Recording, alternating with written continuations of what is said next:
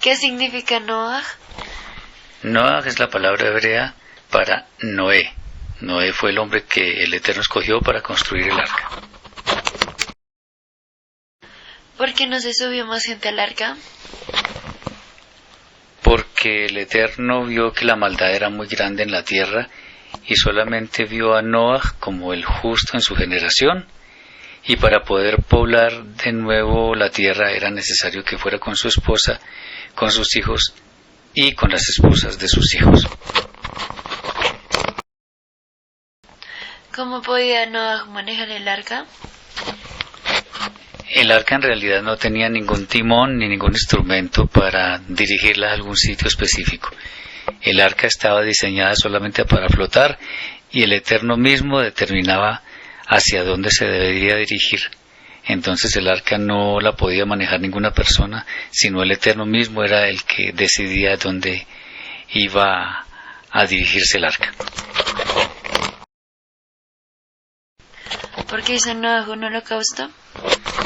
Noah hizo un holocausto al Eterno en agradecimiento porque él le salvó la vida a todas las personas que iban en el arca, y porque con base en esta familia el Eterno iba a poblar la tierra. El holocausto se hizo como acción de gracias, y esto se conocía desde un principio, lo cual podemos ver desde el mismo Abel, que ofrecía animales al Eterno. ¿Qué significa el arco iris proféticamente? Así como en el tiempo de Noah, el arco iris significó una señal del pacto en cuanto a que el Eterno no iba a destruir la tierra con un diluvio de aguas. En el futuro, cuando viniera el Mashiach, al ver su obra expiatoria, no destruiría a los pecadores que creyeran en él como el Mesías de Israel. ¿Por qué Noah maldijo a Canaán y no a Ham? Algunos sabios de Israel indican que en realidad no fue Ham, sino Canaán el que primero vio la desnudez de Noah después de que se embriagó, y por eso fue objeto de la maldición de Noah. ¿Qué significa que el Eterno bajó a ver la torre? Cuando la Torá nos muestra acciones como bajar, subir, ver y todas esas cosas que hacemos los seres humanos, no es que el Eterno tenga ojos o necesite bajar o subir o desplazarse a algún sitio, sino más bien que al ver la maldad de los hombres, el verbo bajar a ver tiene que ver más con una manifestación de juicio que iba a haber contra las personas que estaban haciendo esa torre. De manera que cuando vemos esta expresión en la Torá, debemos entender más bien que iba a haber un juicio inminente contra las personas que se rebelaron contra el Eterno. ¿Por qué el Eterno quería exterminar también a los animales? Nuestros sabios de Israel nos dicen que incluso los animales también sufrieron mezclas por culpa de la corrupción de los hombres. Entonces era necesario que todo lo que quedara después del diluvio fuera limpio. Por eso los animales también fueron exterminados. Además es bueno decir que todos los animales tenían como representación de cada uno de ellos dentro del arca, tanto los puros como los impuros. ¿Cómo entraron los animales al arca? Los animales entraban instintivamente, o mejor, podemos decir, guiados por el Eterno, porque nadie puede explicar por qué los animales entraban en orden por parejas. Entonces esto simplemente era una obra del Eterno que causaba que todos los animales entraran por parejas al arca. ¿El arca se podía hundir? No, el arca no se podía hundir de ninguna manera porque el Eterno la diseñó para que flotara y él mismo la dirigía a los lugares que él quisiera. No se podía hundir porque además estaba Noah con su familia y los animales que deberían poblar la tierra de nuevo. ¿Por qué se embriagó Noah? Noah era un ser humano con fallas, con cualidades, y él tuvo la debilidad de cultivar un viñedo y tomar del fruto de la vid en forma excesiva, y por eso se emborrachó. Pero esto no es algo como para extrañarse, porque simplemente él era un ser humano. ¿Quién era Nimrod? Nimrod era un personaje muy famoso en la época después del diluvio, pero el problema era que era terriblemente malo. Era un hombre idólatra que tenía un gran poder sobre todas las personas, y en gran parte por su causa empezó el sistema de idolatría más grande que ha existido. ¿Por qué confundió el Eterno las lenguas? ¿Qué objetivo había detrás de esto? Lo que sucede es que todas las personas residían en el mismo lugar, y uno de los planes del Eterno era que el hombre poblara toda la tierra. Entonces, en primer lugar, la torre que estaban construyendo quedaba inconclusa, porque esa torre estaba siendo construida por orgullo, pero también para que, al no entenderse, tuvieran que dispersarse e ir a poblar muchos otros sitios, y por eso es que hoy existen tantos idiomas. ¿Es cierto que no debemos mirar el arco iris? ¿Por qué esto? Lo que sucede es que algunas personas dentro del judaísmo rabínico explican que el arco iris es una señal de juicio del Eterno, y por tal razón no se debe mirar.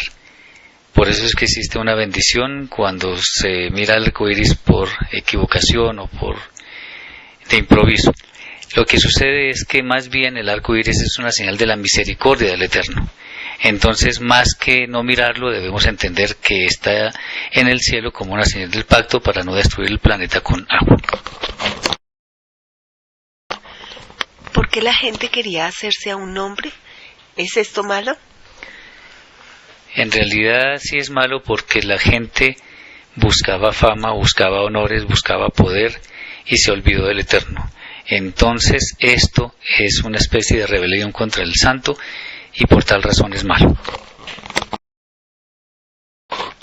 ¿Por qué se nombran las genealogías como en la parashá anterior?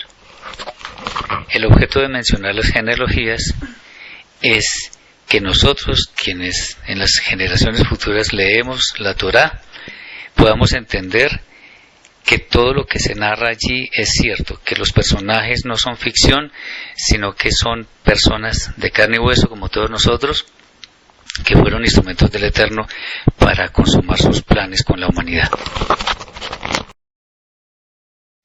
Lo sucedido con el arca, con ocasión del diluvio, del Mabul, nos muestra cosas realmente interesantes. Es bueno saber que el arca tenía una sola puerta, que nadie abría y nadie cerraba excepto el Eterno. Por esa puerta entraron todos, y por esa puerta habrían de salir todos. Pues bien, algo interesante con respecto a esto viene después con el Mashiach, o con lo que significa el Mashiach. La letra Mem, con la cual precisamente se escribe Mashiach, tiene una característica interesantísima, y es que mientras esté al comienzo o en la mitad de una palabra, se escribe con una pequeña abertura debajo de ella. En cambio, cuando está escrita al final de una palabra, la letra Mem es completamente cerrada. ¿Y qué pasa con esto? Bien, lo que sucedió en el arca es que cuando el Eterno tenía abierta la puerta, en cierta forma podemos decir que todas las personas que aceptaran el plan del Santo para salvarse del diluvio, potencialmente podrían entrar al arca. Y ya sabemos que solamente entró Noah y su familia, porque eran los únicos justos y los únicos que estaban atendiendo las demandas del Eterno. Al menos Noah como cabeza. Pero una vez que el arca es cerrada, nadie podía entrar a ella. Esto significa que Al haber sido cerrada el arca, comenzó el juicio del mundo, lo cual efectivamente sucedió con el Mabul. ¿Y esto qué tiene que ver con el Mashiach? Y con la letra Mem y lo que estamos diciendo. Bastante en realidad, porque el arca entonces se convierte en una figura tipológica de lo que va a suceder con el Mashiach. Mientras el Mashiach no venga, o sea, mientras vivamos en esta edad presente, lo cual es simbolizado por la Mem con la pequeña abertura, podemos recibirlo o creer en él como el Mashiach de Israel. Podemos creer en el Mashiach como el instrumento escogido para la redención final de la humanidad. Y por supuesto seguir sus pisadas. Y esto tiene que ver con la entrada al arca. O sea, dicho de otra forma, la entrada a la letra Mem por la pequeña abertura, la famosa puerta estrecha. Esto es una figura, no hay que entenderlo literalmente. Y cuando el arca se cierra, cuando comienza el juicio, esta figura la podemos asimilar a la letra Mem cuando está al final de la palabra.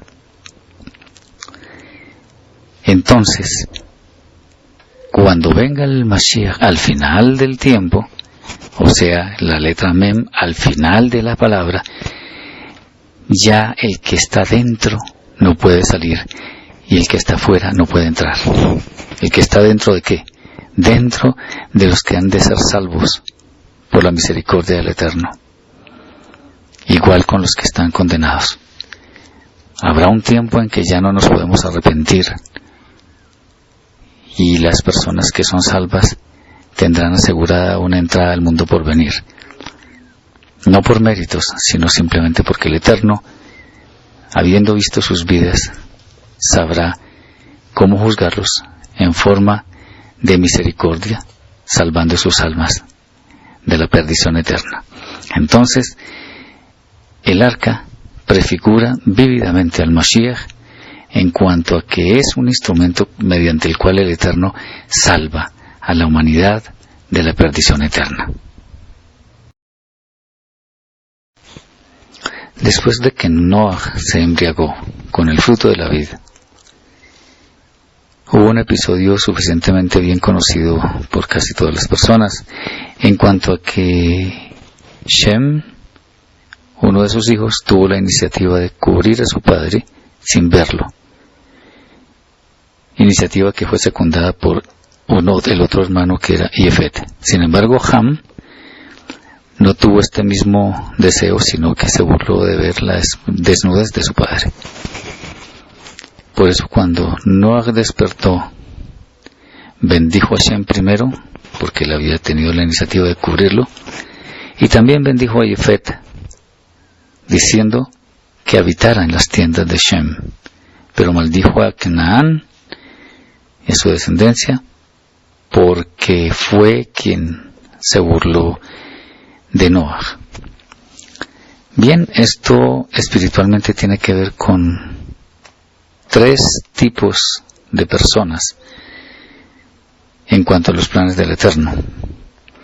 Un primer grupo prefigurado por Shem, que es el mismo pueblo de Israel. Vemos que la palabra semita se relaciona con todo lo que tiene que ver con Israel, aunque técnicamente se relaciona con todos los pueblos semitas, como los árabes, los israelitas, etc. Pero para el caso que nos ocupa, digamos que Shem realmente prefigura al pueblo de Israel, porque es el que ha estado más apegado a las normas del Eterno. Pero aquí viene algo interesante. Cuando Noah dice que Yefet habita en las tiendas de Shem, estas palabras las podemos ver en cuanto a todas las personas, todos los miles de millones de personas, que viendo el ejemplo de Israel, deciden seguir sus pisadas. Entonces, aquí vemos a todos los gentiles y judíos asimilados en toda la tierra, que deciden poner al Eterno de Israel como su centro, volver a sus raíces y seguir los dictámenes del Eterno, obedeciendo fielmente. Entonces, Shem, Israel, y Yefet, todos los demás pueblos que se aferran a lo que está haciendo Shem. Bien lo dijo Noah, habite y Yefet en las tiendas de Shem. ¿Esto qué significa? Gozar de los mismos privilegios que Shem. Y gozar de los mismos privilegios de Shem, en este caso Israel, es ser, como dice la carta a los Efesios, conciudadanos de los santos, conciudadanos de Israel, de los hijos de Israel. En otras palabras, ser ciudadanos de Israel.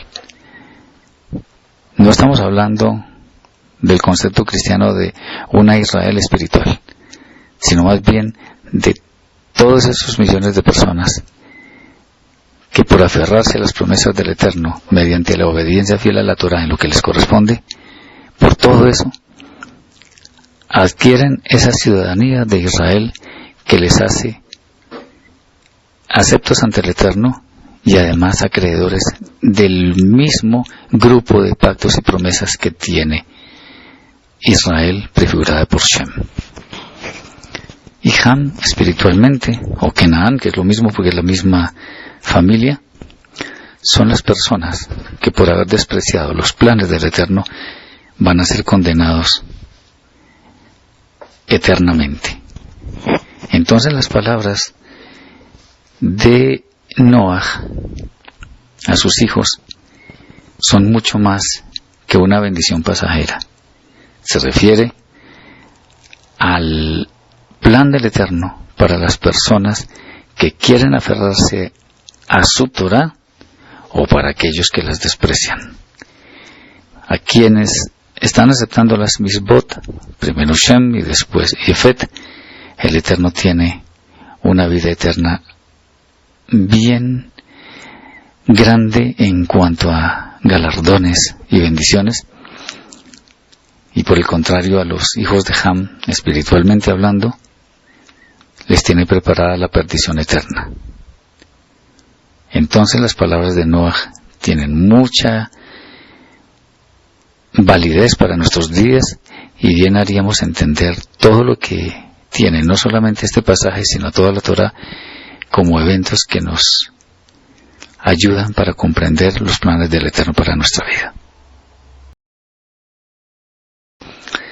Es interesante saber que las palabras de Yeshua en cuanto a que toda la Torah habla de él, se cumplen rigurosamente en el Sefer Bereshit. Y una de las tantas muestras de ello es, por ejemplo, el hecho de que el arca se detuvo en el día 17 del séptimo mes. ¿Qué tiene que ver esto con el Mashiach? Muchísimo si estudiamos detenidamente las Escrituras. El primer mes, de acuerdo con la tradición, era el que hoy es el séptimo mes, o sea, el que llaman Tishri. O sea que si nosotros hacemos un conteo de 7 meses después del mes de Tishri, en forma cíclica, el mes séptimo es el mes primero del año.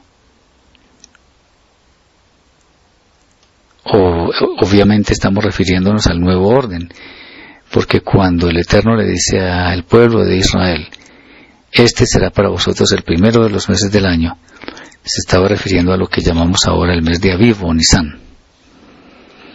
Entonces, si en principio el primer mes del año era el que ahora es el séptimo, al contar 7 meses, resulta que caemos en el que ahora llamamos el primer mes. ¿Y esto qué tiene que ver con el Mabul? Veamos algo. El arca se detuvo en el día 17 del séptimo mes. Si contamos el tiempo transcurrido desde el primer mes de antaño, o sea, el que ahora es el séptimo mes, tendríamos que ver que el arca se detuvo el día 17 del mes de Nisan o de Aviv. ¿Y esto qué tiene que ver con el Mashiach? Interesante, porque el Mashiach muere el 14 del mes de Aviv, para la fiesta de Pesaj. Estuvo 3 días bajo la tierra y resucitó al tercer día. Esto nos da que el día 14 murió, pero 3 días después, o sea, el día 17, resucitó. Qué interesante. Porque así como se representa el nuevo comienzo con la detención del arca en el día 17 del 7º mes, la resurrección de Yeshua marca un hito en la historia de la humanidad y también representa, por decirlo así, un nuevo orden espiritual. Se iban a cumplir muchas promesas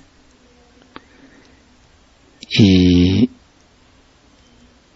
a la forma, a la manera de lo que sucedió en el Mabul, en cuanto a un nuevo orden, ahora estaba sucediendo algo similar.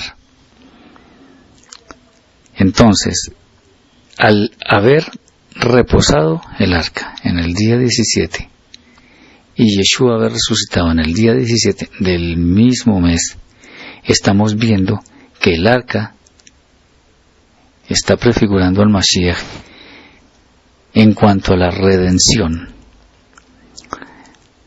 Ninguna persona se puede redimir a sí misma. Por eso fue que Noah tuvo que construir un arca por orden del Eterno. Y mediante esa arca fue que él se salvó. Bueno, y ahora, quienes recibimos al Mashiach en nuestra vida, como el Mashiach de Israel, como el instrumento del Eterno para la redención, tenemos la salvación. No porque tengamos ningún mérito, sino porque el Eterno cumple fielmente sus promesas. Entonces esta es otra forma de ver que el arca representa también a Yeshua, porque además de que es un objeto en el cual Noah y su familia fueron salvos, el tiempo en el que se detiene nos ayuda a entender, o mejor, más que entender, nos muestra una señal que es una tipología del Mashiach en cuanto al momento de su resurrección en el que se iba a establecer un nuevo orden. ¿Por qué el Eterno permite comer carne después de que ocurre el diluvio? En principio, casi que se podría asegurar que la dieta de las personas era vegetariana. Sin embargo, el ser humano pervirtió todo el orden que el Eterno había decretado en el universo. Los sabios de Israel, al menos muchos de ellos, enseñan que no solo los hombres entre sí se corrompieron, sino que además obligaron a que los animales de la tierra se mezclaran. Esto daña el orden que el Eterno había establecido desde un comienzo, en el que la Torá nos relata que todo fue creado según su especie. Ahora con las mezclas habría seres que no eran según ninguna especie, porque eran una mezcla. Esto nos hace entender un poco también por qué el Eterno después no permitiría mezclas de telas ni otras cosas. Pero continuando con nuestro tema, estamos viendo que la naturaleza fue corrupta por causa del hombre. Entonces, al pervertir el orden del Eterno, el ser humano estaba estableciendo su propio orden, lo cual no podía ser tolerado por el Eterno. Al suceder el diluvio y quedar solamente la familia de Noah, estamos hablando de su esposa, de los hijos y de las esposas de los hijos, solamente 8 personas, al quedar todos solamente ellos, ya había de ahora en adelante una nueva conformación del planeta, porque había llovido mucha agua, ya los rayos del sol penetraban como no lo hacían antes, entonces se producían ciertos males en el cuerpo, y la edad de las personas por lo consiguiente comenzó a descender. Antes las personas vivían más de 900 años, ahora empieza a 600, 500, 400, etcétera, etcétera. Va bajando en una forma significativa. De manera que al permitir el Eterno comer carne, estaba indicando que ahora nuestro cuerpo iba a necesitar más que lo que producen las plantas, que es una bendición, pero quizá nos iba a ayudar a mantenernos mejor. Por supuesto, estaba hablando de animales kosher, de animales puros. Esta es una forma de entender por qué el Eterno permitió comer carne. Muchas explicaciones pueden haber con respecto a este tema, pero esta puede ser una de ellas que nos permite entender el tema. ¿Qué sentido tiene la salida de Terah, el padre de Abraham, de la ciudad de Ur? Nosotros leemos al final del capítulo 11 del libro de Bereshit, de Génesis, que Terah salió con un grupo de personas. Salió de Ur, llegó a Harán, y en Harán se quedó y allí murió. Fin de la historia de Terah. No obstante, nuestro padre Abraham siguió su camino. No se quedó en Harán, sino que siguió hacia Canaán. Sin embargo, es curioso, por decirlo menos, que Abraham salió con las mismas personas con las cuales salió Terah de Ur. Y uno podría preguntarse, ¿por qué Terah sale de Ur? Si quizás el trabajo con sus ídolos podría ser bien remunerado.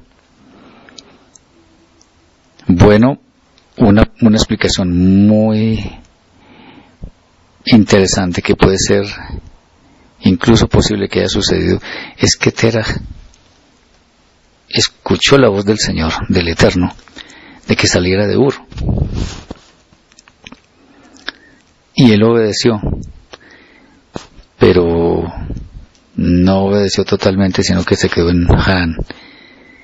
Por eso es que aparentemente, si lo entendemos de esta forma, es que el Eterno le dice a Abraham que salga de su tierra y de su parentela. Si se quedaba con su parentela, seguramente podría seguir en la misma idolatría que todos ellos. Entonces el Eterno le dice que salga a la tierra que él mostrará. Y Abraham sí tuvo oídos para escuchar la voz del Eterno en cuanto al plan que tenía con él. Terah prefirió quedarse en Harán. Esta no es una explicación que pretende ser dogmática, o sea que es la verdad revelada, sino simplemente una forma de entender un poco lo que pudo ser la salida de Terah. Entonces, es bueno que veamos a profundidad los escritos bíblicos porque nos pueden dar una explicación más profunda de lo que nosotros aparentemente tenemos en nuestra mente por lo que hemos leído en Biblias traducidas al castellano.